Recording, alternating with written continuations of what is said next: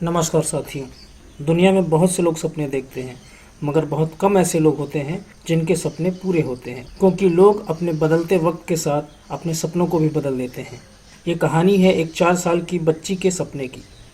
जब वो बच्ची पहली बार स्टेज पर उतरी तो जैसे उसने ठान लिया हो कि स्टेज ही उसकी ज़िंदगी है। मगर उसकी उम्मीदों को, सपनों को पहला झटका तब लगा जब महज 13 साल की उम्र में उसके पिता का साया उसके सर से उठ गया। उसकी ज़िंदगी का दूसरा झटका ये था कि सिर्फ 16 साल की उम्र में उसकी शादी एक ऐसे परिवार में हो गई जहां आगे पढ़ना और करियर के बारे में सोचना बहुत मुश्किल था। मगर कहते हैं ना कि लोग तब नहीं हारते जब वो हार जाते हैं, वो तब हारते हैं जब वो हिम्मत हार जाते हैं। मगर उस शख्स ने हिम्मत नहीं हारी और बदलते वक्त के साथ अपने सपनों को पूरा करने में लगा रहा। उसने अपने सपनों को मरने नहीं दिया और बदलते वक्त के साथ ज़िंदगी ने जो भी जिम्मेदारी उसे दी, वो सारी जिम्मेदारियों को वो पूरा करता रहा, साथ में अपने सपनों को भी पूरा करता रहा। उसने अपनी ज़िंदगी में बहुत सारे सपने देखे थे और लगभग उसके सारे सपने पूरे भी होते चले गए। उन्हीं सपनों में से एक सपना था कि ज़िंदगी में कभी वो बच्चन साहब को एक बार देखना चाहता था। उसका सपना पूरा हुआ और इस रूप में हुआ कि उस शख्स ने न सिर्फ बच्चन साहब को सामने से देखा, बल्कि उसके साथ स्क्रीन भी शेयर किया।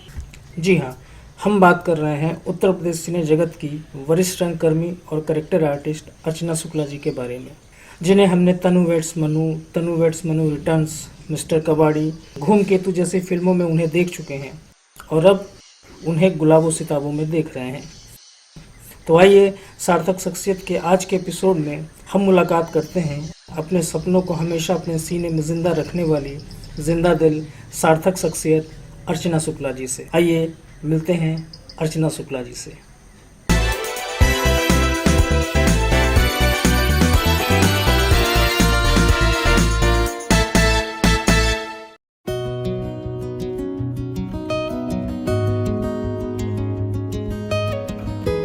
प्रारंभिक जीवन मेरा बहुत अच्छा था। मेरी स्कूलिंग बहुत अच्छी थी, बहुत गज़ब की थी। मैं सेंट्रल स्कूल में पढ़ती थी और वहाँ भी सबकी मैं बहुत दुलारी थी, अपने टीचर्स की, अपने फ्रेंड्स की, सबकी दुलारी थी। अपने घर की और अपने जिस इलाके में मैं रहती थी वहाँ की भी बहुत दुलारी प्यारी थी। और मेरा ये जो सफ़र है पढ़ाई से हट के, वो डांसिंग से शुरू हुआ। तो मैं डांस के लिए बहुत ज़्यादा फेमस थी। जहाँ रहती थी वहीं पे डांस, मतलब डांस और मैं एक दूसरे के पूरक थे। ये था, चाहे स्कूल हो, चाहे घर हो, चाहे रिश्तेदारी हो, कहीं भी हो। और उसके बाद जब जैसे जैसे क्लासेस बड़ी होती गई, प्रोग्राम बढ़ते हैं, हम समझदार होते गए, तो डांस के साथ ड्रामा अपने आप जुड़ गया। और इसमें सबसे बड़ा सपोर्ट मेरे फादर का था। मेरे फादर बहुत मतलब गज़ब के actor, director, writer, narrator, makeup, costume, हर चीज़ के एक्सपर्ट थे। और वो रामलीला हमारे यहाँ होती थी रेलवे की, वो रेलवे एम्प्लॉय थे। रेलवे की रामलीला होती थी, तो उसमें वो 2 कैरेक्टर भी प्ले करते थे, परशुराम का और शंकर जी का। उसके अलावा वो ओवरऑल चीज़ें देखते थे, रिहर्सल करते थे। हमारे घर पे भी वीकली जब छुट्टियाँ होती थी तो उसमें हमारे घर पे रिहर्सल होती थी, तो मैं वो देखा करती थी, पर बहुत ज़्यादा इन्वॉल्व नहीं हुई उसमें। पर पता नहीं क्यों, शायद वो सब कीड़ा मेरे अंदर घुसता जा रहा था। और कभी कभी जब वहाँ रामलीला में बैठती थी बैक स्टेज जा कर के, तो वहाँ पे एक लड़की थी, वो सरस्वती जी का कैरेक्टर करती थी। तो उसमें मैं खुद को देखती थी कि मैं ही तो सरस्वती हूँ। और मैंने एक आध बार झूठ भी बोल दिया बचपना कि ये सरस्वती जी मैं ही बनती हूँ। मतलब ये वो मेरी एक्टिंग जो अंदर कीड़ा था, शायद उसने कहलवाया। तो इस तरह से ये सफ़र बढ़ता गया। मेरे फादर का, मेरी मदर का बहुत ज़्यादा सहयोग था, बहुत कोऑपरेट करते थे मुझे। मेरे फादर ने मुझे स्काउटिंग में डाला था, तो मैं तो ऑल ओवर इंडिया ट्रैवल करती थी, मेरा डांस वहाँ भी जारी था। तो इस तरह से मेरा एक सफ़र चल रहा था पढ़ाई के साथ साथ। फिर बहुत छोटी उम्र में मेरे फादर की डेथ हो गई, पर मेरी मदर ने मेरा ये सिलसिला ख़त्म नहीं होने दिया। उन्होंने मुझे पूरा भरपूर सहयोग दिया। मैं स्कूल में प्रैक्टिस के लिए रुक जाती थी, तो मेरी मदर को टेंशन होती थी कि इसने खाना नहीं खाया होगा। उस वक्त कैंटीन और इस तरह की दुकानें नहीं हुआ करती थी, तो बेचारी खाना लेके जाती थी मेरे लिए 4 डिब्बे का टिफ़िन भर के कि भूखी है, सुबह से खाना खाएंगी, और शाम को देर हो जाती थी तो कह जाती थी कोई बात नहीं, हम फलाने को भेज देंगे और ये कोई ना कोई ले जाएगा। तो मेरी मदर ने मुझे बहुत कोऑपरेट किया, तो मैं इसलिए मेरा ये बहुत स्मूथली सफ़र कटा।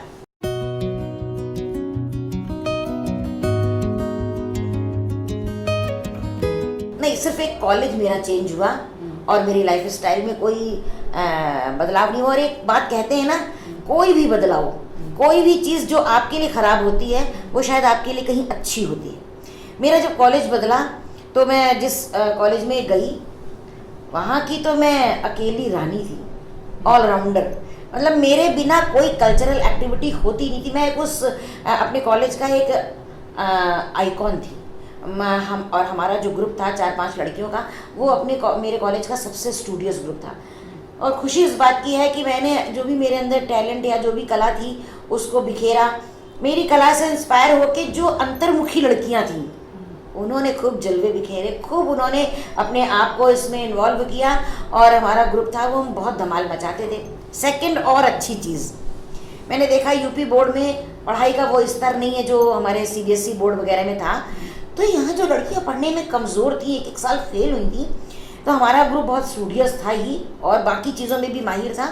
तो मैंने जो आप मैं समझते हैं जो सीखने वाली चीज़ें होती हैं, मैंने देखा वो लड़कियां जो सबसे कमज़ोर समझी जाती थी उनको हमसे दोस्ती करने का इतना शौक़ था कि उन्होंने दोस्ती के लिए हमारी चापलूसी नहीं की। उन्होंने हमारे बराबर बैठने के लिए उन्होंने हमारी पढ़ाई को चैलेंज किया।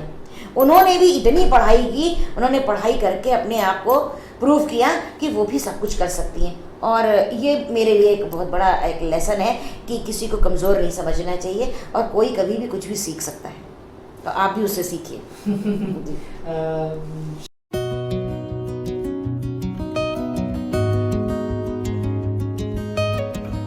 हाँ, शादी के बाद तो टोटल ब्रेक हो गया, क्योंकि एक जनरल सी बात होती है, आज लड़की एक अलग माहौल से आती है, दूसरे माहौल में जाती है, दोनों अलग परिवेश होते हैं।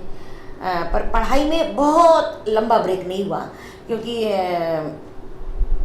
2-1 साल के बाद फिर हमने जैसे इच्छा जाहिर की तो मेरे हस्बैंड ने कहा ठीक है आप पढ़ाई कंटिन्यू करो। तो उन्होंने मुझे बीए कराया, एमए कराया, और मैं चाहती तो पढ़ सकती थी पर वो मेरा ही ब्रेक लग गया, बच्चे हो गए। पर करियर में ब्रेक लग गया, क्योंकि करियर ऐसे तो स्टार्ट नहीं होता। यहाँ मैं कोई स्कूल में तो पढ़ नहीं रही थी कि मैं डांस करना शुरू कर देती, एक्टिंग कहाँ करने लगती। पर ये ऐसा कीड़ा होता है, अगर आप सचमुच कलाकार हैं, आप किसी की नकल कर रहे हैं तो बात अलग है, अगर आप सचमुच कलाकार हैं तो आप कुछ नहीं कर पा रहे हैं, क्योंकि कला आपकी अंदर चलती रहती है, वो कीड़ा कभी नहीं मरता है। उसके लिए कोई दवा नहीं है कि आप बिट छिड़क देंगे और कीड़ा मर जाएगा।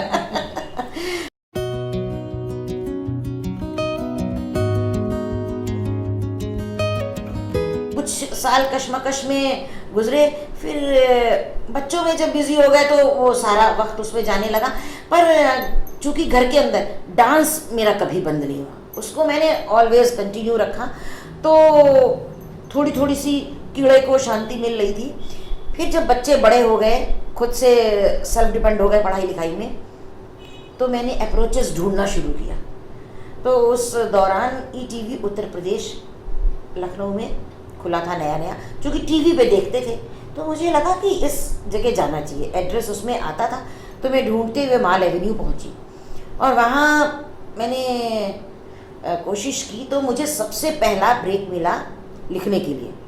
एक बच्चों का प्रोग्राम बनता था अक्कड़ बक्कड़, तो उनके जो प्रोड्यूसर थे उन्होंने मुझे बताया कि मैम एक्टिंग के लिए कोई स्कोप नहीं है, पर अगर आप चाहें तो बच्चों के लिए स्क्रिप्ट लिख सकती हैं, ऐसे ऐसे प्रोग्राम है। मैंने कहा हाँ मैं देखती हूँ, ठीक है, उसके बारे में पता है। मैंने कहा सर मैं लिखूँगी, क्योंकि आपको अगर कहीं जाना है तो छोटा सा भी रास्ता मिले तो उसे छोड़ना नहीं चाहिए।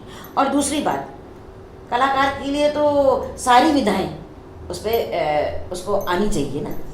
तो मैंने कहा ठीक है, और मैंने उसको किया। उनको इतना पसंद आया कि फिर उन्होंने मुझे एक सैटरडे संडे स्पेशल एपिसोड निकाला कि उसमें हम बच्चों से क्विज़ के द्वारा उनके क्वेश्चन आंसर्स खेलें, तो बहुत अच्छा लगा। फिर वो चले गए दिल्ली, तब ये बंद हो गया, पर तब तक दूसरी राह खुल गई। वहीं पे जब मैं ईटीवी जाया करती थी उस दौरान लखनऊ में मेरी पहली पहचान मिली मेरे डांस को। वहाँ पे मदर्स स्पेशल एक वो आता था, झूमे नाचे गाए प्रोग्राम होता था उनका, उसमें डांस वगैरह होते थे। तो एक बार उन्होंने मदर्स डे पे मदर्स स्पेशल किया, तो वहाँ पे एक सज्जन थे, उन्होंने कहा कि आप डांस कर लेती हैं तो क्यों नहीं इसमें पार्टिसिपेट करती हैं। मैंने कहा हो सकता है क्या, कहने लगे हाँ। तो मैंने वहाँ पे बात की तो उन्होंने कहा ठीक है। वो मंच पर जाना ईटीवी में पहला था। मैंने डांस कंपटीशन था और 4 उसमें प्रतिभागी थे जिसमें मैं विनर रही। लखनऊ के अंदर पहली ट्रॉफी मैंने जीती, जो बचपन से लेती आई थी। तब मैंने पहला मज़ा चखा ट्रॉफी लेने का, और उस के द्वारा पूरे ईटीवी में लोग जानने लगे। फिर वहीं पे दास्तान जुल्म वगैरह वहाँ एक प्रोग्राम था, वो मैंने ज्वाइन किया और उसके मैंने 200 एपिसोड किए, जिसमें खलनायिका के रूप में मैं बहुत फेमस हुई। मैंने बहुत सारी बहुएं जलाई मारी। तो मेरे डायरेक्टर ने, मिस्टर बलानी जी थे, उन्होंने मेरा नाम रख दिया था ललिता पवार। और वो हर एपिसोड के बाद पूछते थे मोहल्ले में कोई प्रतिक्रिया मिली। मैंने कहा बहुत भयंकर लोग मुझे बद्दुआएं देने लगे हैं। और वाकई में यहाँ पे लेडीज़ मिलती थी तो कहती थी अच्छा वो भगवान तुम्हारा लड़का नहीं दीस, नहीं तो तुम ऐसे ही मारती। मैंने कहा ऐसा न कहिए। खैर वो भी एक बहुत अच्छा वक्त था। फिर वहीं पे काम करते हुए एक बहुत अच्छे सुशील सज्जन मिले, जिन्होंने, मैंने उनसे अपनी इच्छा बताई कि मैं बेसिकली पूरे खुल के एक्टिंग करना चाहती हूँ, I want to be act on stage. तो उन्होंने कहा कि आप थिएटर अगर करना चाहती हैं तो राय उमानाथ बली जाइए, वहाँ पे विनोद मिश्रा जी एक हैं, वो एक नाटक कर रहे हैं, आप उनसे मिलिए, मेरा नाम बता दीजिएगा। नेक्स्ट डे मैं गई और विनोद मिश्रा जी मिले। वहाँ पे एक नाटक की रिहर्सल चल रही थी, कहानी एक गाँव की। बहुत सारी लंबी कास्ट थी उस नाटक की, पर मैं उनकी बहुत शुक्रगुजार हूँ। उन्होंने, मैंने जब बताया, उन्होंने कहा ठीक है आइए और आप ये रीड करिए। और एक इम्पॉर्टेंट कैरेक्टर था, इत्तेफाक से उसे अभी तक कोई कर ही नहीं रहा था, जैसे कि वो मेरे लिए खाली रखा हुआ था। और मैंने पढ़ा, उनको पहले ही दिन पसंद आया। उस दिन मेरे पहला दिन था जो मैंने थिएटर की ज़मीन को छुआ, और उसके बाद से आज मैं आपके सामने हूँ।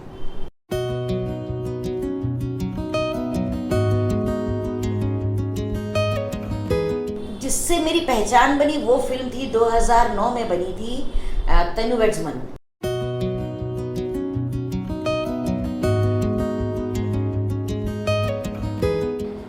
देखिए जो सरकार ने ये नीति बनाई है फिल्म बंधु वाली, ये अच्छी ही है, क्योंकि अगर ये नीति ना होती तो बाहर से, बॉम्बे से लोग क्यों आते, बहुत सारी लोकेशंस हैं। इससे उनको पहला फ़ायदा है।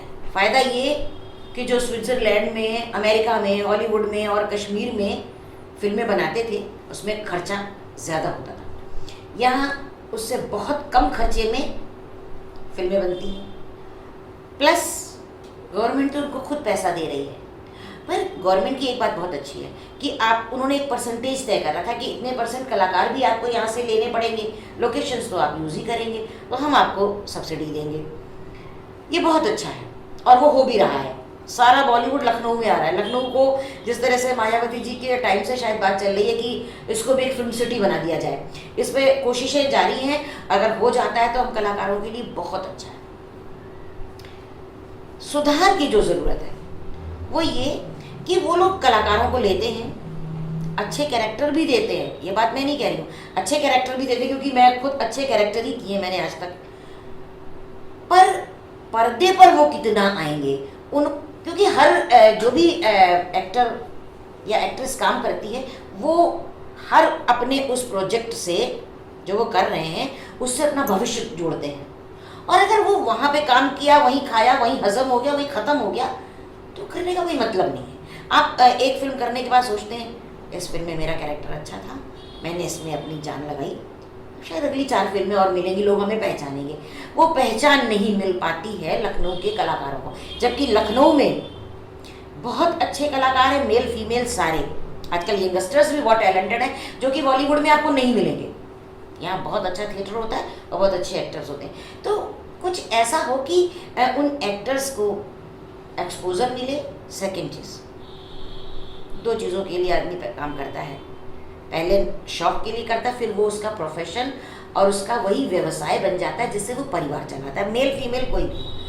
तो उसको जो पेमेंट मिलता है, शायद मेरे ख्याल से कोई कलाकार लखनऊ में, मैं सबके बिहाफ पे ही कह रही हूँ, संतुष्ट नहीं होता होगा। तो जिस तरह से बॉलीवुड में तय होता है कि फला कलाकार की 10 करोड़ फीस है, फला की 8 करोड़ है, ये तय है ऑलमोस्ट। तो लखनऊ में भी एक ऐसी ग्रेडिंग करनी चाहिए।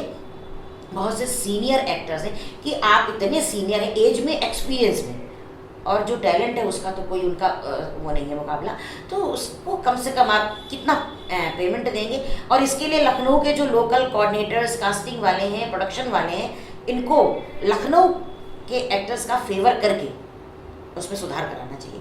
और तीसरी चीज़, जब वो एक्टर्स काम करते हैं तो जब बम्बई के कलाकार और लखनऊ के कलाकार इकट्ठे होते हैं तो लखनऊ के कलाकार ऐसे क्राउड ट्रीट किए जाते हैं, उस ट्रीटमेंट में भी सम्मान हर कलाकार का जरूरी है।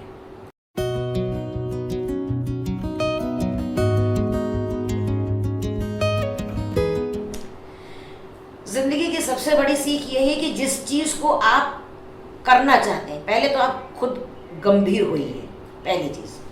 दूसरी चीज, उस इच्छा को कभी मरने मत दीजिए। तीसरी चीज, उस इच्छा को पूरा करने के लिए आप एक जुनून की हद तक पागल हो जाइए, चाहे वो पढ़ाई हो, चाहे वो आपका कल्चरल एक्टिविटीज़ हो, या कोई भी आपका टैलेंट हो। क्योंकि कहा ही गया है कि अगर आप किसी चीज़ को शिद्दत से चाहोगे तो कायनात भी उसे मिलाने में लग जाती है। वो हर चीज़ के ऊपर लागू होती है।